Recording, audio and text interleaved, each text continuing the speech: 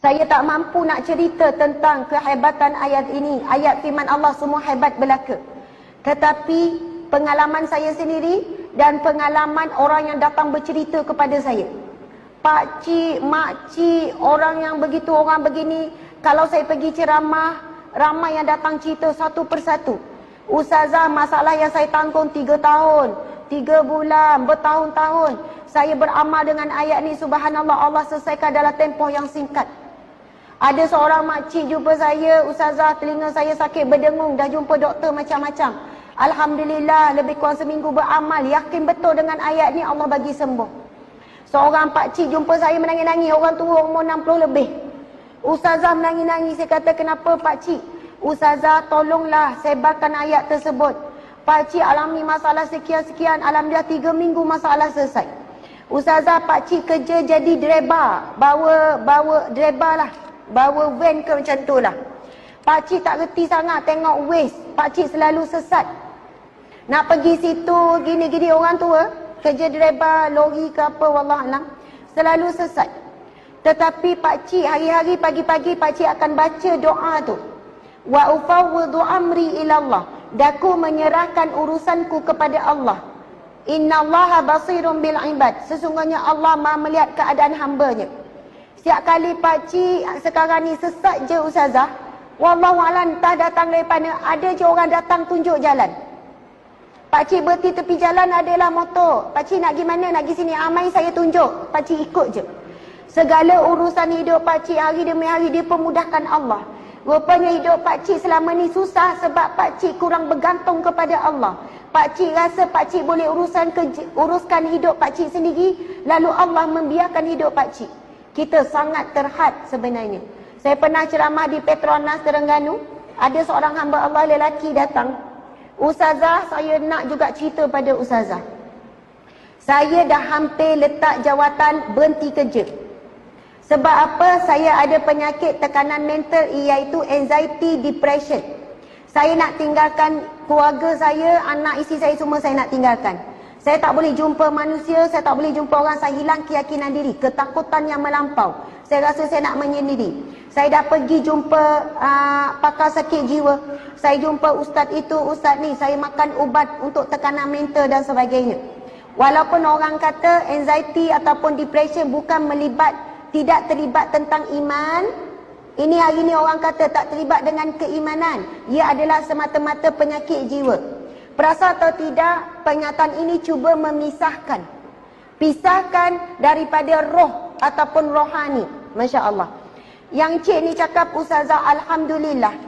Saya hari tu Allah izinkan dengar ceramah ustazah tentang ayat surah Ghafir ayat 44. Wa ufawwidu amri ilallah innallaha basirun bil ibad. Saya ulang-ulang ayat tersebut. Sebelum itu ada orang kata, ulang istighfar 1000 kali. Saya istighfar ustazah, saya selawat dan sebagainya. Tapi kenapa tak beri kesan, baru saya faham. Sebab saya selawat, saya istighfar tanpa saya yakin betul-betul kepada Allah Subhanahu Wa Taala. Tapi bila saya ulang-ulang ayat tu, dan ustazah pesan supaya baca dengan maksud, dan baca bukan jumlah yang banyak, yang penting serah bulat-bulat kepada Allah. Bila saya baca wa ufawwidu amri ilallah, daku menyerahkan urusanku, kesakitanku, masalahku kepada Allah. Innallaha basirun bil ibad. Sesungguhnya Allah Maha melihat keadaan hamba-Nya. Bila saya ulang-ulang ustazah, masuk ke dalam hati saya. Doktor pakar sakit jiwa, dia cuba rawat saya, tapi dia tak tahu bagaimana sakitnya saya. Saya terangkan, dia memang faham, tetapi dia tak boleh rasa apa saya rasa. Isteri saya menangis tengok saya sakit, tetapi isteri saya tak faham bagaimana saya sakit. Tak tahu nak cerita bagaimana perasaan saya. Tapi bila saya sebut innallaha basirun bil ibad, sesungguhnya Allah Maha melihat keadaan hamba-Nya, ketika itu saya boleh rasakan Allah sangat memahami saya. Tuan-tuan, puan-puan sekalian, sakit, sedih, sempit yang kita rasa dalam hati kita, Allah exactly boleh rasa, boleh tahu, boleh faham apa yang kita rasa. Sebab rasa itu sendiri juga adalah makhluk Allah Subhanahu Wa Taala, yang Allah berikan sifat rasa itu dalam diri kita. Bila kita sebut innallaha basirun bil ibad, Allah Maha melihat, Manusia boleh lihat kita sakit, doktor boleh bagi ubat untuk kurangkan kita sakit, tapi doktor tak boleh rasa sakit yang kita alami. Tapi Allah betul-betul boleh rasa. Allah betul-betul maha mengetahui. Bukan Allah rasa, tapi Allah mengetahui bagaimana sakit kita. Jadi ayat itu sebenarnya ia membantu kita tawakal penuh kepada Allah Subhanahu Wa Taala. Di sana ulama menyebutkan selama mana seorang hamba berdoa dengan yakin kepada Allah, tak ada ragu-ragu sedikit pun, selama itu doa pasti akan dimakbulkan oleh Allah Subhanahu Wa Taala. Masalah kita hari ini, contoh kita berdoa, ya Allah, berilah hidayah kepada suamiku agar dia pergi solat berjemaah 5 waktu di masjid. Tapi terlintas dalam hati kita, ada harapan ke?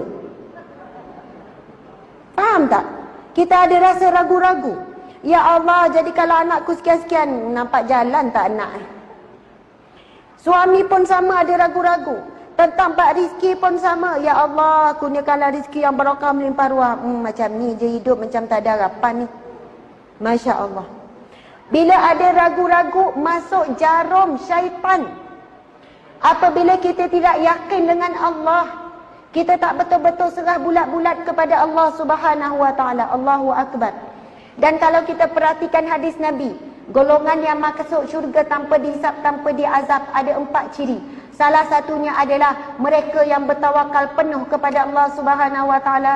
Jadi insya-Allah para muslimin muslimat sekalian, dan insya-Allah selepas ini cubalah beramal dengan surah Ghafir ayat 44. Ada orang cari surah Ghafir ayat 44 tak keluar, sama surahnya surah Al-Mu'min. Wa ufawwidu amri ila Allah. Kita boleh tak baca sama-sama? Insya-Allah. Bismillahirrahmanirrahim. Wa ufawwidu amri ila Allah. Innallaha basirun bil ibad. Sadaqallahul azim. Daku menyerahkan urusanku, kesakitanku, masalahku, ujianku, kesebitanku, kebimbanganku, kerisauanku, kesedihanku kepada Allah. Sesungguhnya Allah Maha melihat keadaan hamba-Nya. Amin ya rabbal alamin.